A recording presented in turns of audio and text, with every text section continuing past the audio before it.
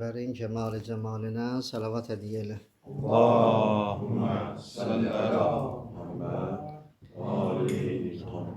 Allahümme salli ala Muhammed ve ali Muhammed. Euzu billahi mineşşeytanirracim. Bismillahirrahmanirrahim. Elhamdü ve es-senâ'u lillahi rabbil alemin. Vel akibetu lil muttakin. Summa salatu ve selamu ala Resulillahil emin. A'ani Ebel Kasimi Muhammed. Allahümme salli ala Muhammed Sallallahu aleyhi ve alihi ve sellem ve ala ehli beytihi tayyibin tahirin el ma'sumin. Seyyema namusud dahr veliyyel asr Hüccet ibn'l Hasan Accelallahu Teala faracahu şerif ve la'netullah ala a'daihim ecma'in. Rabbi şrah li sadri ve yessir li emri ve hlul ugdeten min lisani yefkahu kavli. Esselamu aleyküm ve rahmetullah. Ağamız, seyyidimiz, Mevlamız, başımızın tacı, kalplerimizin nuraniyeti, İmam-ı Zamanın salamat olması, Nazenin kalbinin bizlerden razı ve hoşnut olması, düşmənlərinin məhvi, zuhur və qiyamının təcilinə salavat hədiyyə elə. Allahümme salli ala Muhammed ve ali Muhammed. Mübarək aydı Xudavənd Mütəal bu ayın feyzindən bizləri kənarda qoymasın inşallah.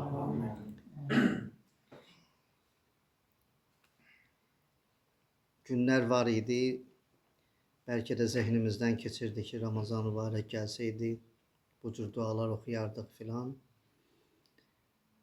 İndi 3-dən biri gedib, 2 hissəsi qalıb.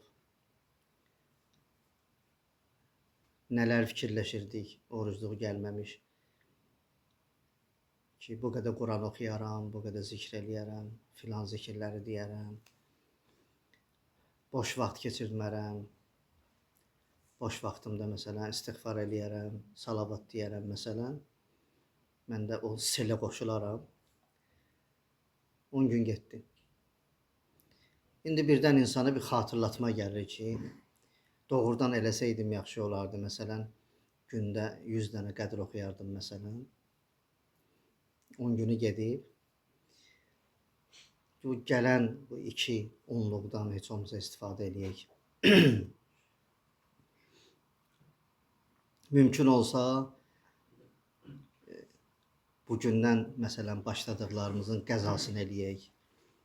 O 10 günü də bərpa eləyək. Hazırlıqlar aparaq.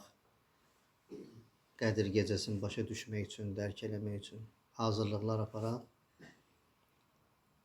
Birdən ölüm gələr. Daha Ramazan-ı mübarəki yaşaya bilmərik həyatda. Bizim əqidəmiz budur ki, ölüm qəfil gəlir. Bunu heç əqidəsi olmayana belə nədir? Ölüm qəfil gəlir. Allah inşallah bizə də yaxşı ölüm qismət eləsin. Salamat ölüm qismət eləsin. O da bir başlanğıcdır. Necə dünyaya gələndə bir başlanğıc idi, ölüm də bir başlanğıcdır. Kullu nəfsin zaiqatul maut. Deyirlər ki, hər bir nəfs ölümü dadacaq. Yəni, hər bir dadan dadılanı məhv edəcək. Yəni, nəfs ölümü öldürəcək. Nəfs, hər bir nəfs ölümü öldürəcək. Ustad buyurur ki, zaiq dadan deməkdir. bir kəs bir şeyi dadırsa, dadan varsa, bir dadılan da var. Məsələn, hər hansı bir duzu məsələn dadırsansa, parmağı istadıb ağzına qoyursan ki, bu duz deyil, sən onu dadırsan. Əslində onu nə edirsən? Məhv edirsən. Allah ki buyurur, kullu nəfsin zaiqatul maut, hər bir nəfs dadacaq ölümü. Yəni, dadan var, dadan insan deyil, dadılan maut, ölümdür. Ölümü dadacaq, yəni onu məhv edəcək, ölümü məhv edəcək. İş keçəcək əbədi həyata. İş qalacaq əbədi həyata. Allah Teala inşallah rahatlıq versin bizdə, salamatçılıqla bu ölümü məhv edək, keçək əbədi həyata inşallah. Dərsimiz İsra surəsində 60-cı ayə. Allahın lütfü ilə yetişdik bura. Bu ayədə Xudavənd-i Mütəal Həzrət Rəsulullahın yuxusundan danışırdı. Şəcəri məlunə, lənətlənmiş ağac və iz qulna ləkə innə rəbbəkə əhətə bin-nas. Və o zaman ki biz dedik sənə, yəni Rəsulullahla söhbət eləyir Xudavənd-i Mütəal, innə rəbbəkə əhətə bin-nas. Bu indi geniş bir mövzudur bu hissə. Biz bu hissənin üstündə dayanmırıq. Əslində illər lazımdır ki dayanasan bu mövzunun üstündə. Yeganə bu məzhəbdir ki, İmamiyyə məzhəbi, yəni Şiə məzhəbi. Yeganə bu məzhəbdir ki, Qur'an kimi düşünür bu məsələni. Qur'an kimi düşünür. Yəni Allah necə deyib, elə düşünür. Siz təsəvvür edin, bir nəfərlə Allah söhbət eləyir. Təsəvvür edin, Allah, Xudavənd-i Mütəal bir nəfərlə söhbət eləyir. Əgər Allah bir insanla söhbət eləyirsə, o insan hansı həddə təmiz olmalıdır? İnsanın dili necə dönər o şəxs üçün? Deyər ki, məsələn, xətası var, səhvi var. Necə dil dönər deyər?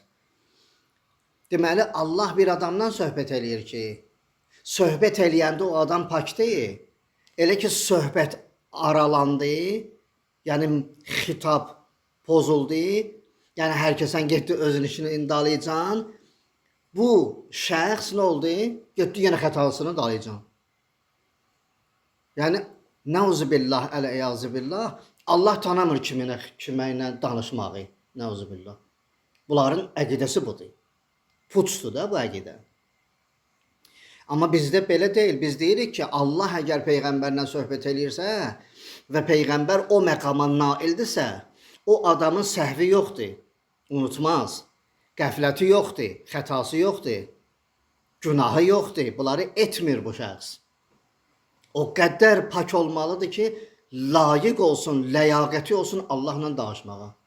Bu ayədə Allah buyurur ki, və iz qulna ləkə. Elə ki, o vaxt ki, biz dedik sənə. Yəni, Allah buyurur ki, biz danışırdıq da səninlə, dedik sənə. Layiq olub Peyğəmbər o məqama. Sahib olub o məqama. Və özünü hazırlayıb, yetişdirib. Yeməyinə baxıb, içməyinə baxıb, əzalarına baxıb, çölünə baxıb, içinə baxıb, diqqətli olub. Bunların hamısını cəm edib bir yerə layiq olub ki, Allah onunla danışa.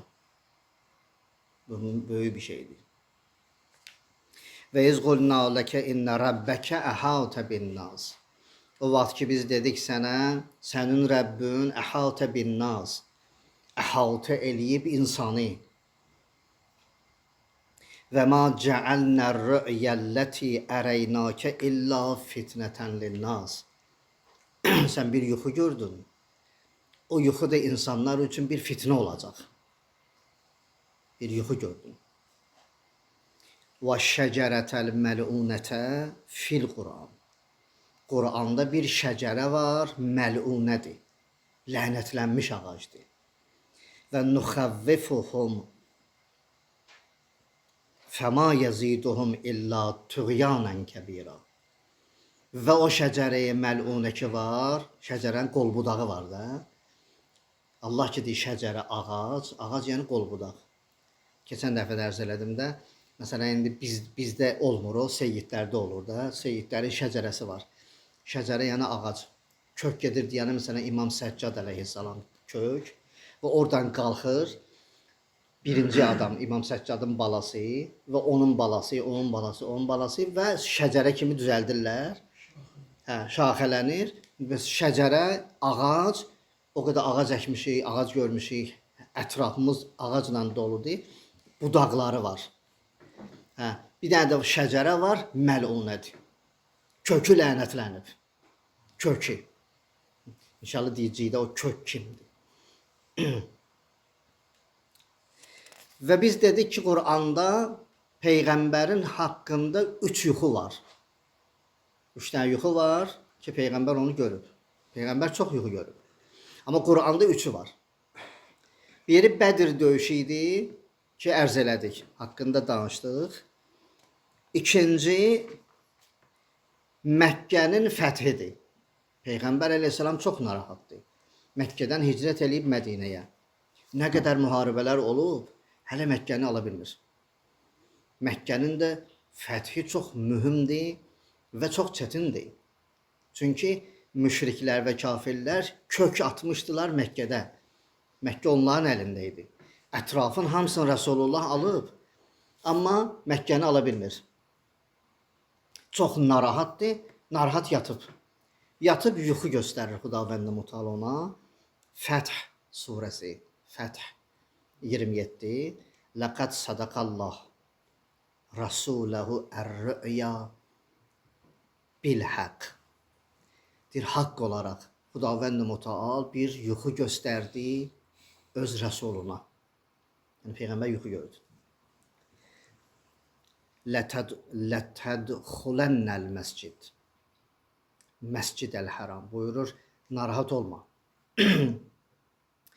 Əlbəttə sən Məscidül Hərama daxil olacaqsın. Daxil olacaqsın, sən narahat olma. İnşaallah, Allahın izni ilə, aminin və əminamanlıqla daxil olacaqsan, sən Məkkəni alacaqsan. Deyirlər, Rasulullah yuxudan durmuşdu, çox belə şad, çox belə ab-havası gözəl idi.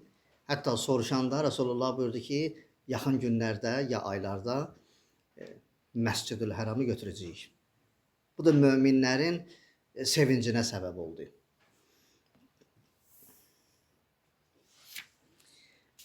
Məsumların, biz demişik ki, məsumların sükutu, etdiyi əməl və elədiyi, deməli, əməli, sükutu və sözü. Üçü də nədir? Höccətdir. Yəni, Rasulullah və övladı Rasulullah hər hansı bir şeyin qabağında sükut ediblərsə, razılıq əlamətidir. Əgər neysə deyiblərsə, höccətdir. Əgər hər hansı bir şey ediblərsə, höccətdir. Hətta Rasulullahın özü üçün yuxusu da höccətdir. Yuxu görürsə Rasulullah höccətdir. Rasulullahın özü üçün.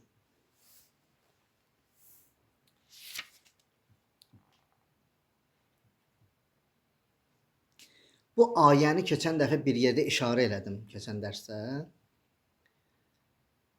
Bu ayəni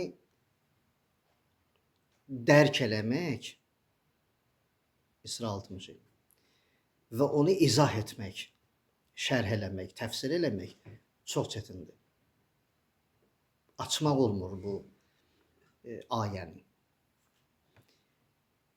Niyə görə açmaq olmur? Əvvəla Quranda bir yerdə gəlib. Bəzi ustadlar, şimdi biz təfsir oxuyuruq da. Bəzi ustadlar köhnə təfsir edənlər Qurana ta deyək 70-80 il bundan qabağa qədər Qur'anı rivayətlə təfsir edirdilər ya başqa cür təfsir edirdilər. Quranın özünü özü ilə təfsir edən yox idi. Quranın özünü özü ilə. Yəni bir mövzuda 10 dənə ayə gəlibsə, 10 dənə ayənin hamısı yığırlar bir yerə. Sonra o 10 dənə ilə biri-birini xırdalayırlar, təfsir eləyirlər və mövzunu tamamlayırlar. Bu ayə Quranda yeganədir. İkinci bir ayə yoxdur ki, o ayə ilə bu ayəni açasan. Ona görə çox ağırdır bu ayənin açılışı. Ki, biləsən ki, şəcərə-i məlunə kimdir? Deyə bilmirsən də birbaşa. İndi biz rivayətlə bilirik kimdir. Amma rivayət bəhsi sonradır da. Əsl budur ki, ikinci bir ayə olmalıdır, üçüncü bir ayə olmalıdır. Məsələn, Əllamə Təbatəbai mərhum ya Ustad Cavada bunlar buyururlar və buna qaildirlər ki, zərb-i Quran bi Quran, yəni Quranın özü özünə kifayət edir açılması üçün, təfsir üçün. Amma bu ayə ağırdır. Niyə? Çünki bir dənədir.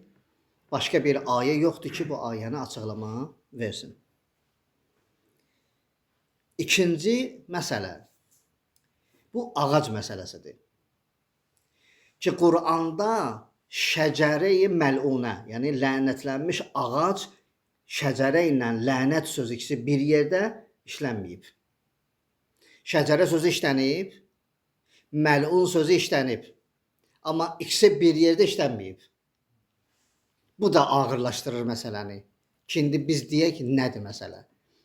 Rasulullah yatıb, yuxuda görür ki, Peyğəmbər, yuxuda görür,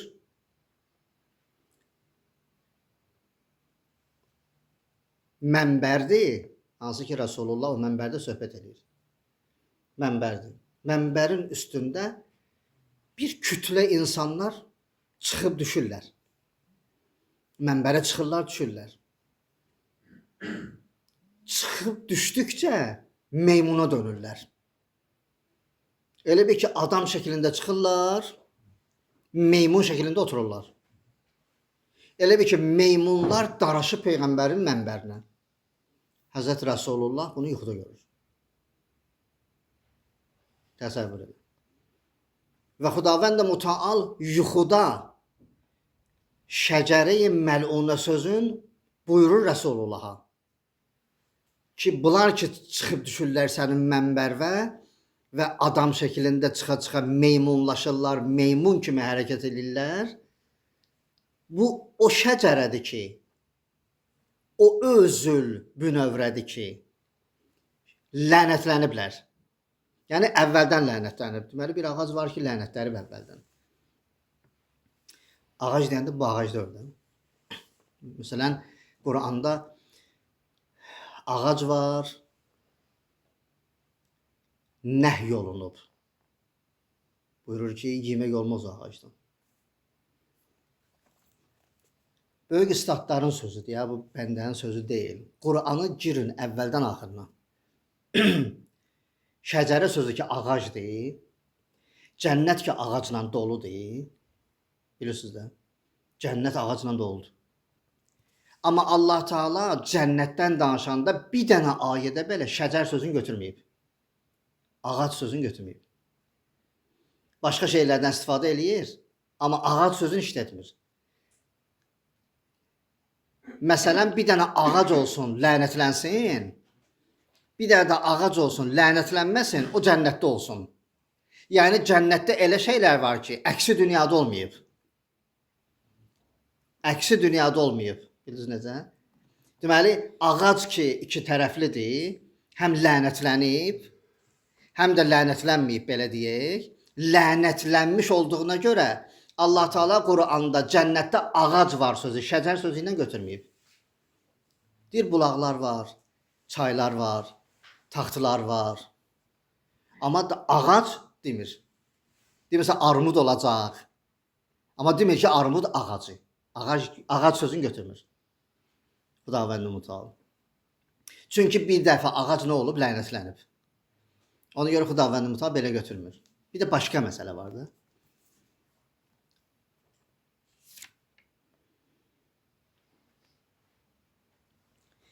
Qur'an-ı Kərimdə lənətlənən tayfa var. İndi mən xırda-xırda gedirəm o yerə ki, görək bu lənətlənmiş ağac ki, Qur'anda yoxdur, bir yerdədir. Bu necə gedir? Məsələn, Əbu Süfyana bağlanır. Necə Əməvilərə bağlanır? Onu necə bağlamaq olar ora? Ki, rivayətdə gəlib nədir? Əməvilərdir. Muaviyə cinsi. Əbu Süfyan cinsi. Deməli, Qur'anda Al-İmran surəsi 86-87 ayələr oxumuram. Al-İmran 86-87. Münafiqlər lənətlənib.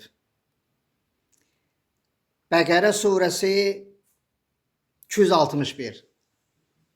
Kafirlər lənətlənib. Maidə surəsi 78. Yahudilər lənətlənib. Quranda ayələrdir. Deməli, 3 dəstə lənətlənib Quranda. Münafiqlər, kafirlər, yahudilər. Bu ayənin bir tərəfidir. Lənətlənmiş ağac. Düzdür? İndi bu lənətlənmişlər, ağac sözünü saxla. Quranda lənətlənmiş tayfalar var. O cümlədən münafiqlər. Niyə görə vurğulayır münafiqləri? Münafiqlə girəcək həmən məsələni aşkar eləməyə. Çünki onlar əvvəldə kafir idilər. Sonra güya iman götürüb girdilər. Peyğəmbərin yanına gəldilər. Güya iman götürdülər. Əgər güya iman götürübsə kafir, adı nədir? Orada kafir, burada münafiq. Ona görə Xudavənd Mütəal buyurur ki, münafiqlər də lənətlənib. Gör məsələyə necə girir, ustad.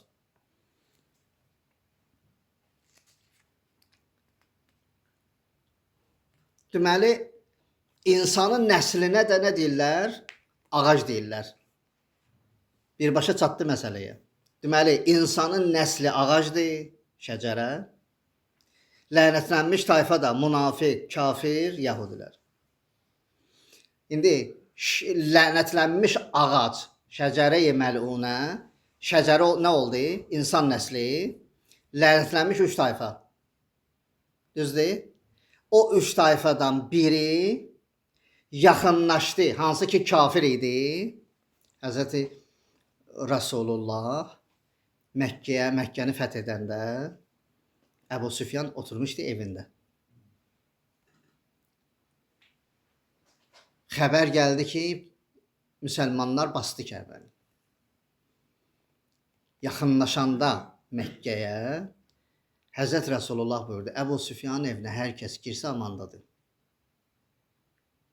Əcəb iş görüb Rasulullah.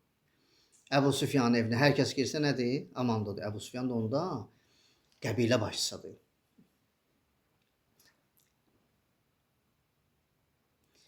Elə bir şəxsdir ki, yəni sözü sözdür. Belə bir adamdır. Hamısı qaçdı indi. Mən bilmirəm orada nə baş verib. Evdən nə boydadır mən bilmirəm. Girən də nədir? Amandadır. Orada yəqin qolu zorballar olub da kiminsə bayrağı atıb özü yerinə girib bilmirəm nələr baş verib orada. Axır girdilər Əbu Süfyanın evini, qapını bağladılar. Rasulullah buyurdu ki, o evdə kim var dəyməyin. Bu Əbu Süfyanın nəsli. Əbu Süfyan da Əməvilərin nə idi? Başçısıdır. Muaviyənin atası sayılır. Yezidin babası sayılır. Belə. İndi lənət üstə gəl ağac. Bərabərdir kim çıxacaq? Buyurur ki, Əməvilər ki, rivayətdə gəlib, Muaviyə cinsi, ki, rivayətdə gəlib, Peyğəmbərin mənbərinə dolaşan meymunlar Əməvilərdir. Şəcərə nəsil deməkdir, lənətlənmiş həmən o tayfa ki, kafir idi və Həzrəti Rasulullah evə daxil olanları saxladı. Onlar münafiq kimi daxil oldular Peyğəmbərin yanına. Münafiqlər də lənətlənib, kafirlər də lənətlənib. Hələ Xudavənd Mütəal Quranda buyurur ki, münafiqlər həmən kafirlərdir. Quranda ayə var. Allah Teala buyurur ki, Zalimlər həmən münafiqlərdir. Münafiqlər həmən zalimlərdir. Buyurur, zalimlər kafirlərdir. Münafiqlər də kafirlərdir. Buyurur, kafirlər də zalimlərdir. Bunların hamısını Xudavənd Mütəal bir-bir ayələrdə bəyan edib ki, məsələ qaçılmaz olsun. Yəni deyəsən ki, mən kafirəmsə zalim olmaya bilərəm. Allah buyurur ki, həmən zalimlər həmən kafirlərdir. Kafirlər də elə zalimlərdir. Münafiqlər buyurur, münafiqlər zalimdirlər, zalimlər də kafirdirlər. Deməli, münafiqlər nədir? Kafirdirlər. Əməvilər də daxil oldular həmən məsələnin içinə. Kafir döndü, oldu güya müsəlman, adı oldu münafiq.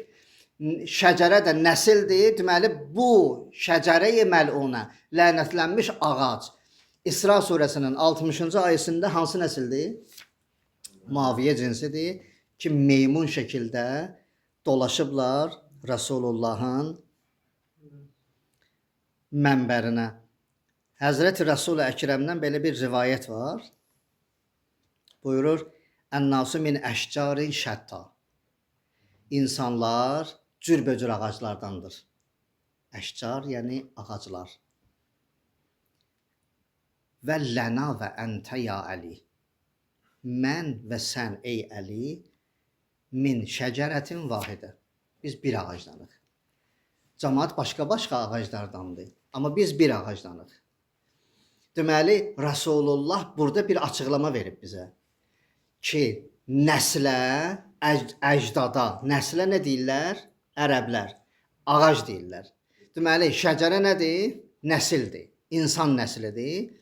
Məl'unə də nədir? Həmən o lənətlənmiş kök ki, biz deyirik nədir? Maviyyə deyil, siz kimi deyirsiniz? Deyin də.